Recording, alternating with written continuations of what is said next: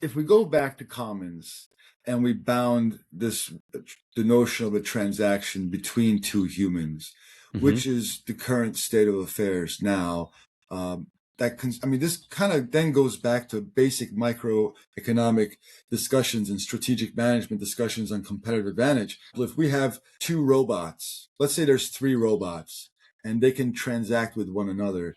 Mm-hmm. Well, how is competition come to play? So the notion of competition and then, the growth, all these things kind of become an interesting question mark when we replicate economics from a human domain to a robotic domain. Maybe we do Mm-hmm. need to rewrite these books just to Yeah. understand that other side.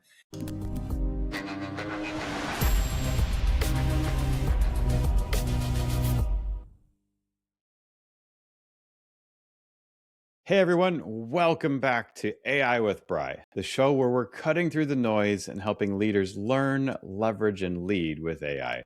I'm Brian Denstead, and you can think of me as your Chief AI Officer helping you find your path. Here is a combination that I don't think you find in one person very often. Someone who's personally closed 21 deals totaling over $1 billion, I believe, in sales. And then you walked into a PhD program to study exactly why those deals succeeded or failed at this human level. It's cognitive biases, it's power dynamics, it's negotiation behavior, the stuff that nobody talks about in the boardroom, but I think it determines almost everything. Aydin Oksoy is an assistant professor of entrepreneurship at the University of Hartford, where he is teaching strategic management and studies how entrepreneurs and investors actually make decisions under pressure, not how the textbooks say they should.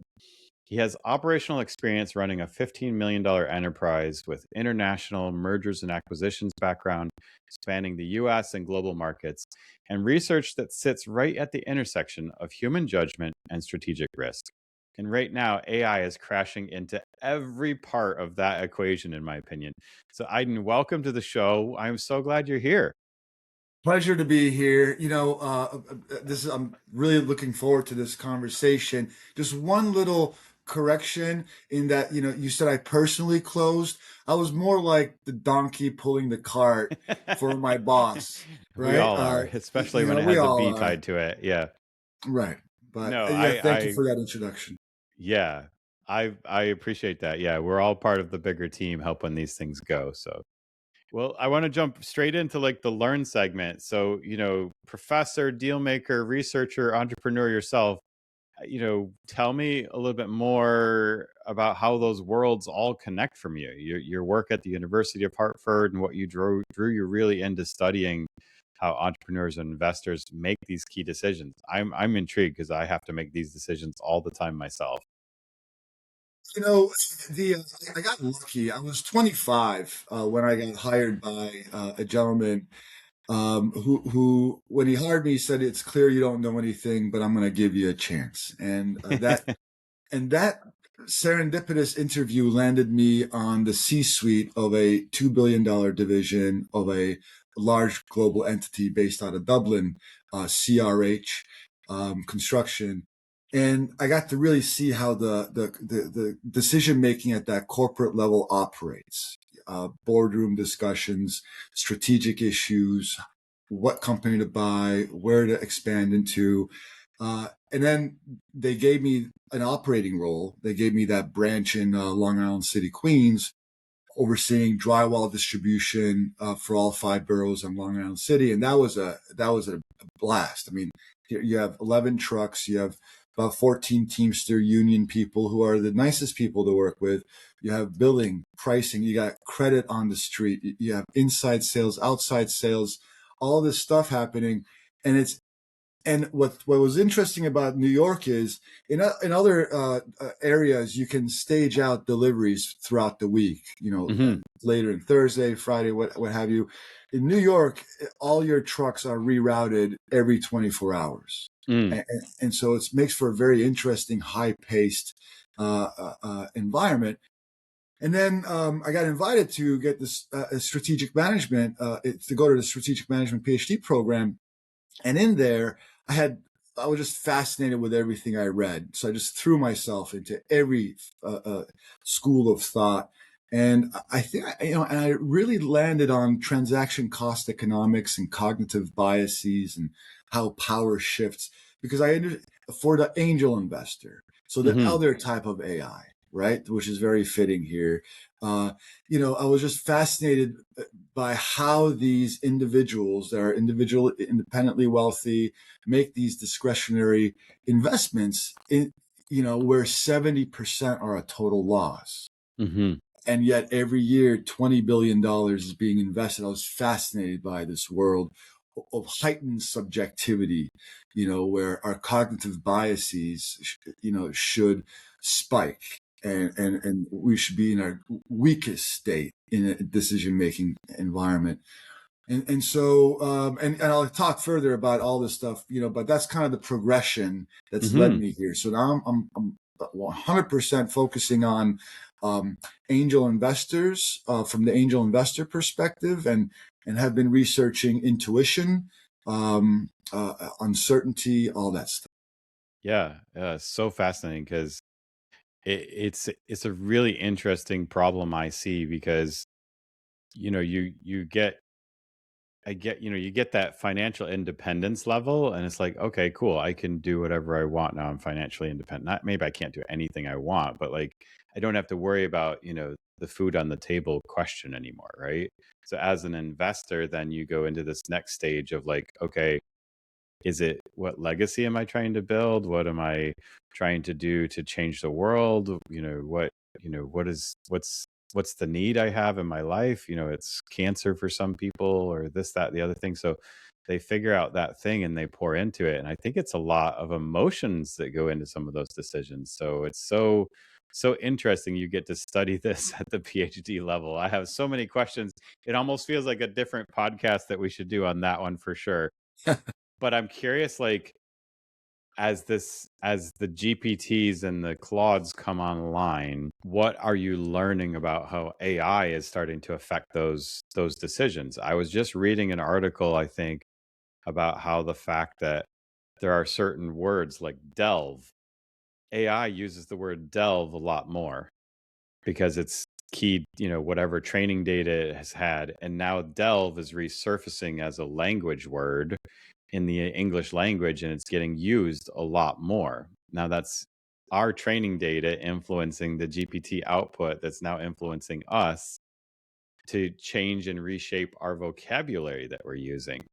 And we've mentioned delve at least 3 times on this podcast, so it's working, right? I mean, like, so that's an example. I'm just like seeing how are you seeing the decision making process that these people go through changing, and what have you learned about how AI is impacting that? So, just out of curiosity, delve in the sense of to delve into something. That Yeah. and that Hmm. that word delve, Yeah. yeah. Hmm. Well, this it is interesting what you say. It doesn't surprise me that it's had such an impact already. From a business perspective, I mean, just looking at AI as a tool, Hmm. um, it has certainly improved, the speed at which you can operate, the quality for, but going back to economic theory, ultimately at both ends of the transaction are human beings. Hmm. So, John R. Commons in 1932, I believe, also in 34, highlights a very crisp statement that a transaction is the basic unit of measure in an economy. Hmm. And incidentally, in 1934, the concept of a GDP was brought forth. Yeah. So Yeah. that notion is so. So a transaction is the unit of measure in an economy. Well, a transaction is currently bound by two humans, and Hmm. so you can't. Let's think about a world, or maybe not think about that world, where two robots give each other stuff and generate money. Yeah. Um, the notion of consumption has to ultimately come into play here. Yeah. And so I'm looking, so the biggest benefit that I've seen is from a communication perspective is to get this other human that you're trying to convince to agree with you to see what you see. Mm. And that might have taken time to hire an artist to draw a rendering. Now you can do that with AI. It could Yeah. have taken you, weeks and months to find a program developer to be able to sketch something out. Well, now you can do that. And I'm not saying that that's a full replacement of, uh, what you need to do. I mean, I guess in some business slivers, that's all it would take, but clearly you have to still develop the team and work through this. But, ultimately it's, from a business perspective, that's how I'm looking at AI as opposed to so much of a societal perspective. I'm comforted by the fact that a human has to consume this thing and buy it at some point. The Hmm. economics have to make sense. Yeah. Yeah. I love that. I wanna unpack that a little bit more in the leverage and lead section because I wrote down a couple notes here. I'm curious though, like you're teaching students about this, right? I mean, I think from my research on you, you're teaching the capstone course on strategy at Hartford. Oh, Uh, taught that at ODU. So right now I'm teaching a intro class, Entrepreneurship 314 at the hmm University of Hartford. It's my hmm baby. I love it. I get ballerinas, engineers, pottery students, some who have never taken entrepreneurship ever or business ever. They're Yeah. walking in cold. So 47 different majors have walked through the door, and Yeah. I teach them a process. hmm Um, of how you think, but I think anticipate your question. I'm sorry I cut you off. I structured a class so they can't really use AI. Ah. I'm interesting how you did that because I was going to ask my questions like how are you seeing AI show up and how your students are thinking about strategy and where are they making mistakes? Because like I watched this one professor on TikTok or something say he did that little Skittle challenge. I don't know if you've seen this video where he gave every student a bag of Skittles and says, "Cool, at the end of class today, because we're talking about entrepreneurship and economics and all that kind of stuff, at the end of the class, whoever has the most of one color Skittle wins. Go." And the whole day you just trade Skittles. But I just have to put out the rule that says every time you trade a Skittle, you have to come to me, the trading board, and I take one Skittle as a payment to record your transaction. And so the students went off and traded for 30, 45 minutes. And, some student got a million reds because he's got great negotiation strategy skills. And he's like, "So what was your lesson? How was the trading? How did it all go?" And the one guy who won thinks he won and said, I did great. This was my strategy. This is how I did it. And then the teacher goes, "Well, let me dump out my Skittles and see how many I have." And he had a boatload of Skittles, more than the entire class. You know what I mean? He's like, "But you didn't see the point was every economy has a tithe to some, overseer that's secretly doing it, whether it's MasterCard or the FCC or the taxes or all those things." So I just found that super fascinating as a little lesson. I can send you the link to that or put it in the show notes here. But Yeah, I I'm would just love to. curious, like, what are you seeing with, how did you block them from using AI? I'm curious how that's going to happen. And then how are they thinking about strategy with AI showing up in everything we do? Well, so partially block them, I guess. There's Hmm. this one little assignment that I focus on their sentence structure and how they create a document, Hmm. and there they can use AI. I'm sure they have. I Hmm. know they have, but it doesn't help them with their grade. Yeah. Right. So they realized later that I should have just actually done the work. And the Mm. people that did do the work, that got a very good grade and did use AI, told me they had to go through 3-4 hours of using AI to get it to what I wanted. Mm. So I construct I create a structure for the document, and I require them to provide specific components within that. And Hmm.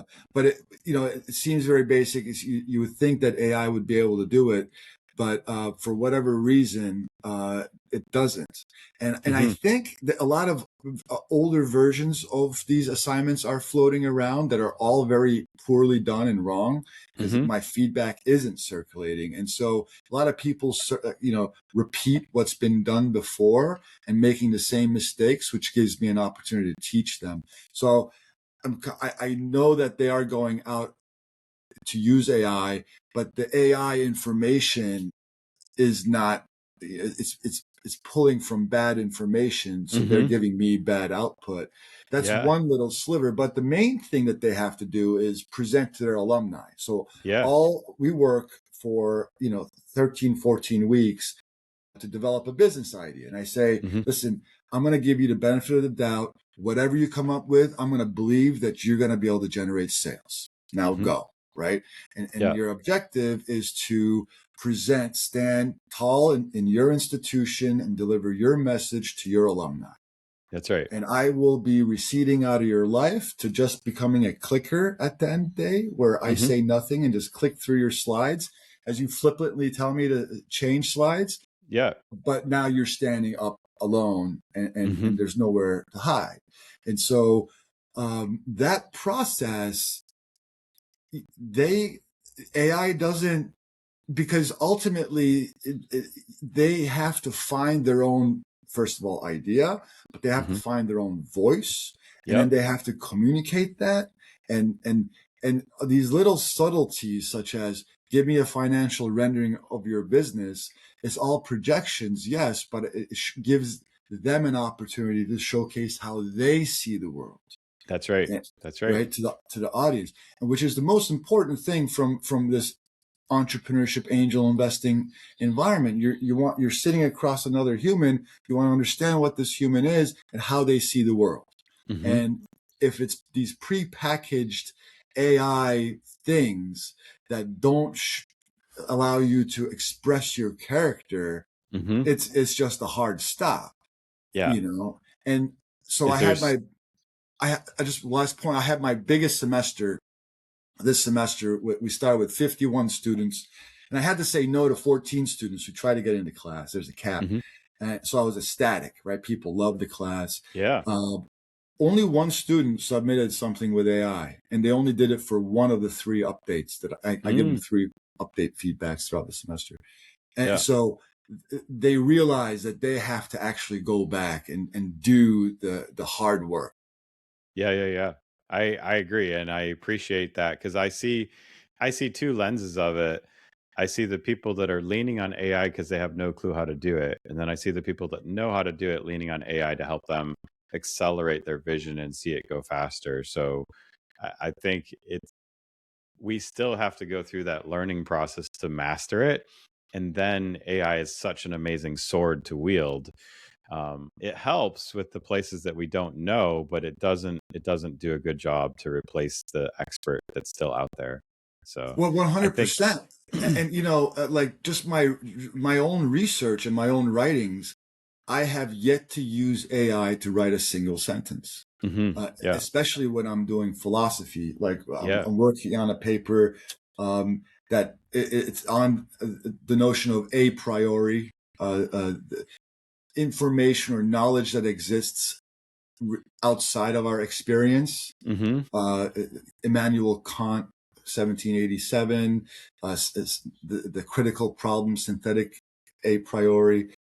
It's, as I have to submit this document to a human editor, and I have about 5,000 word constraint, and there's so much I'm trying to weave into this. I don't even know what I would ask AI to to come up with the next sentence. I'm still coming up with the next sentence. So there's, Hmm. like, for me, AI is completely useless in that Yeah. regard. Yeah. It's changing in a big way for sure. I agree. You can't because the philosophy side of it gets intermingled with so many different perspectives. I feel it's always going to some sort of bell curve too, because that's really what the AI is doing. Is just trying to get you the rote median answer on almost everything. So true entrepreneurship is going to be unlocked because AI can accelerate you so much faster. It can take your idea and bring it to life, but I just don't think AI is good at generating the ideas.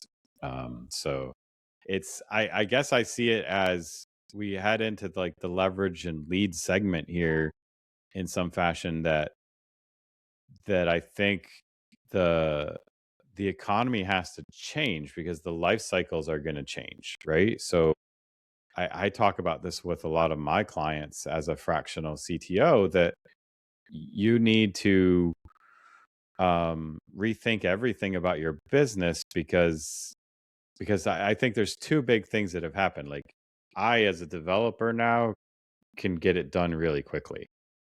I need the idea and the requirements. The stuff that you're teaching in your class is the key because once that idea is thought of and codified into the slide deck and the concept, I can now build it in probably less than a week. That may have taken 1 month to 2 years before, and now we can build it that fast for you.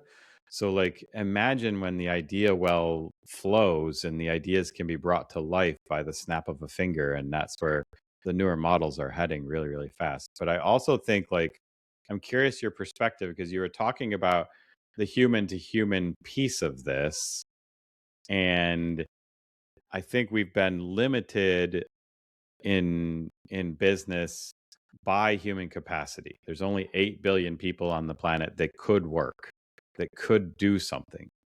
But now AI is here and I can hire the AI agent to do it. So it's like I can have so much stuff be done by the AI, and I can build an entire company with 100 AI agents and one or two employees. You know what I mean? So like I feel like the economy is going to be in for a big shift in some fashion. I'm curious if you've thought through that a little bit or see some of the beginnings of that as ideas for what your students are bringing forward and whatnot. I don't know if you have some thoughts on that. Well, in some way, if we go back to commons and we bound the notion of a transaction between two humans, Mm-hmm. which is the current state of affairs now, um, I don't know what happens if we relax that constraint. Mm-hmm. Because I mean, this kind of then goes back to basic microeconomic discussions and strategic management discussions on competitive advantage. I mean, for example, if we have uh, two robots, let's say there's three robots, and they can transact with one another. Mm-hmm. Well, how is competition come to play? Like all our Alfred Marshall's models on supply, and demand, and all Walrus and all these Ricardian and all these people that have thought deeply about how humans interact at the aggregate. Three robots that are identical. Which robot is one of them going to choose to do business with? Mm-hmm. I mean, let's just take drywall distribution. If it's the same product and everybody can deliver the same thing, who do Mm-hmm. you call? Yeah. And I would think that the robot would struggle to make a decision there. Maybe Yeah. they'd split their order into both robots. So the notion of competition and then the growth, all these things kind of become an interesting question mark when we replicate economics from a human domain to a robotic domain. Maybe we do Mm-hmm. need to rewrite these books just to Yeah. understand that other side. And maybe it's already been written. I haven't thought about it. No, But it's interesting thing. Like on equal playing grounds, I agree with you. Like it would be tough for the robot to help decide. It would give you one of those waffling answers that it does so well. um, but I think unfortunately we don't live in that kind of society. We don't live in the world where one robot is going to have an advantage. It's going to get the information faster. It's going to have more compute power. It's going to have more capability than another person's robot. And so I do think that the robots with the advantage are going to be able to make the decisions faster and quicker. But it is a interesting point. so I would ask, to what end then, right? And Yeah. then the Hmm. end. the end of that chain of cause and effects should be consumption, right? Yeah. Otherwise, these robots are going to be piling up blue jeans into space and That's say, right. "Hey, we just made a sale," Yeah. right?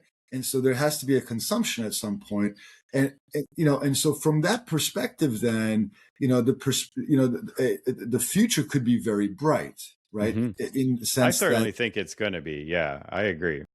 everybody has an idea, everybody has an opportunity to create that idea and engage the market from a commercial sense, hmm and generate income for themselves with their idea. All they have to do is find enough people from the 8 billion to give them enough love to be able to pay for their children's education, That's which right. is not impossible, right? That's and, right. and so it's this very interesting.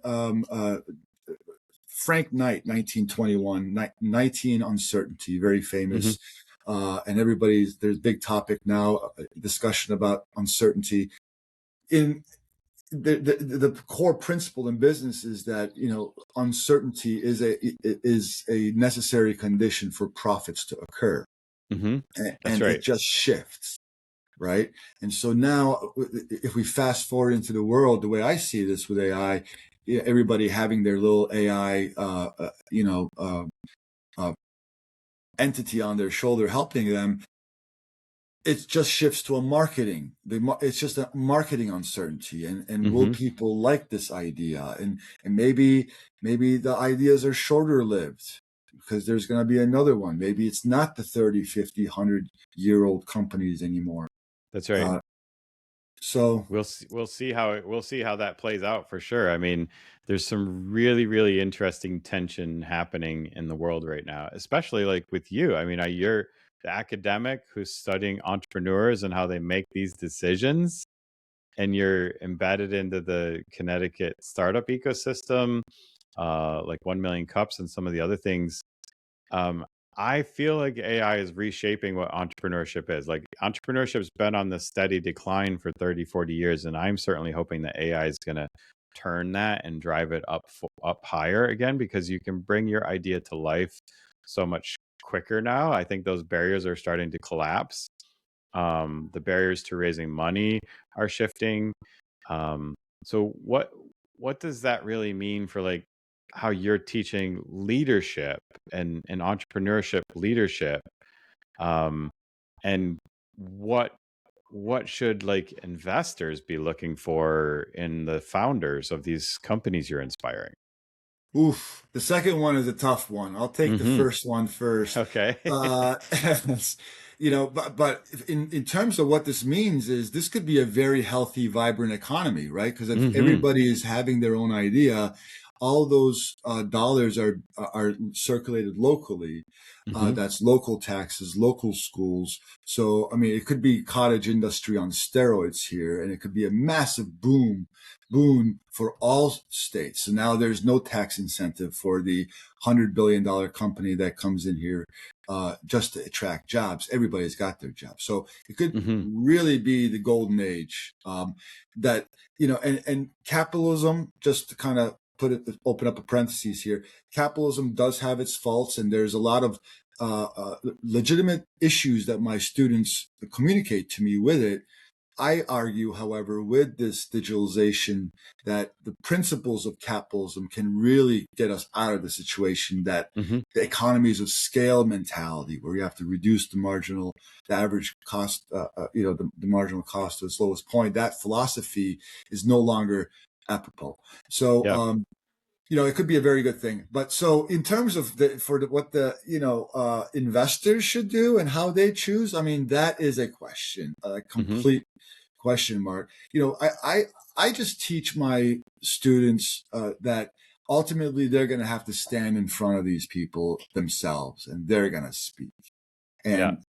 And I tell them that their uh, final line of defense, their final fallback position, in once they walk into that room, is the strength of the logic of their analysis. That's right. And That's there's nothing else beyond that, right? Because we're thinking about a future that may not exist. Uh, and they're standing up proposing it. And I kind of just remind myself constantly, I'm 46 now. I remind myself, I probably walked into that boardroom when I was 25 to 20, 31, let's call it, over 100 times. I was Hmm. terrified every single time. Like Yeah. just Yeah. butterflies. Like, did I get these numbers Yeah. wrong? Hmm. I got all these top brass looking at me. I'm this young kid. Like, that feeling I communicate to them, and I'm like, and that's what the whole competition is about. Them Yeah. standing up and getting that experience. In That's right. terms, but like in terms of what angel investors should do and focus on, uh, I don't, indeterminate would be my answer. Yeah. Well, it depends on your investment strategy, I suppose. Like if you're trying to maximize profit or maximize philanthropic endeavors, whatever that is. I guess if I rephrase the question a different way, right? AI is shifting the power because founders can access information and capability that used to require a whole team. Like, how do you think that changes the negotiation dynamic? Well, that's a very good question. Yes, and that it does help significantly. However, it goes back to the age-old question of a bird in the hand versus two in the bush, right? Hmm. When you're staring another human in the eye who's ready to write a check, those checks don't come easy. And are you really Hmm. going to say no? And so now cognitive biases creep in, Hmm. That's right. and so when the rubber meets the road, you know, all of that AI stuff evaporates. Maybe it That's right. helps you negotiate, Yeah. right? But you're still looking at somebody eye to eye, and you have to make that call. It's an interesting position. But to your point, power has completely shifted, of course. But then it could immediately shift right back, right at that Yeah, point. I agree. I mean, you need a lot less money to bring your product to fruition, but I think you probably need even more money now to bring it to market. And I think there's a difference, right? Because without, like you said, without that other human willing to consume it, then you've just built the field of dreams, right? So, Well, uh, absolutely. And how about keeping the team together, motivated long enough, while if we play this out, if AI is so easy to do, and if everybody has all these ideas, then your team is going to have all these ideas. mhm. And Yeah. so, how the execute, to your point, marketing execution aspect of that team becomes much more critical now. Hmm. Can these group of people just stick around and want to work together long enough? That's right. That's right. Yeah, exactly. It's the individualisticness of our society that we're heading towards too. So this has been an amazing conversation. Aiden, I really appreciate your time today. I'm hearing like this underneath of all of it that the fundamentals of entrepreneurship are not changing. You still need this real insight, this real market knowledge, these real relationships with that person across the table. But I do think AI has changed how fast you can get to the moment where those fundamentals are tested, right? To your point, you're doing it in 13 weeks, and that's really fast. But we're demanding more standards and not lower ones. So yeah, it's amazing. So how do people connect with you and learn more and reach out and say hello? Well, I'm at the University of Hartford, my there's a website there. You can Google me. I must admit that I have my head down. I'm in the tenure track. I'm at the lowest point in the totem pole, trying to get become a professor. I'm just an assistant here, so not a lot of time, but happy to chat. The